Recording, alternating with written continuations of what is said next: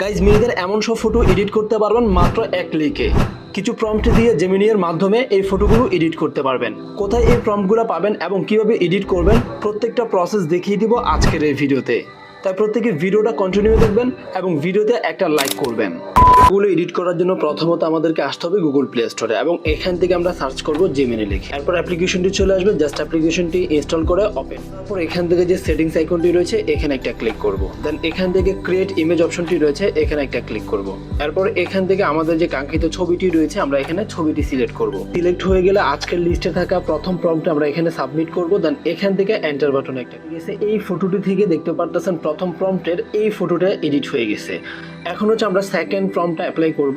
Same ভাবে আমরা এখানে প্লাস আইকনে একটা ক্লিক করব। দেন গ্যালারি থেকে আমাদের কাঙ্ক্ষিত ছবিটি আবারও সিলেক্ট করব। নিচে এন্টার বাটনে একটা ক্লিক করব। এন্টার বাটনে ক্লিক করার পর আবার প্রম্পটের ফটোটি এডিট হয়ে গেছে। এখন আমরা তৃতীয় যে ফর্মটি রয়েছে সেটি অ্যাপ্লাই করব। এর জন্য ছবিটি দিয়ে দিলাম এবং অলরেডি আমি ফর্মটা এখানে সাবমিট করলাম। দেন এন্টার বাটনে একটা ক্লিক করব। 3 নম্বর প্রম্পটের ফটোটি এডিট হয়ে গেছে। কেমন হয়েছে অবশ্যই কমেন্টে জানাবেন। এখন আমরা 4 নম্বর প্রম্পটটি দিয়ে অ্যাপ্লাই করব।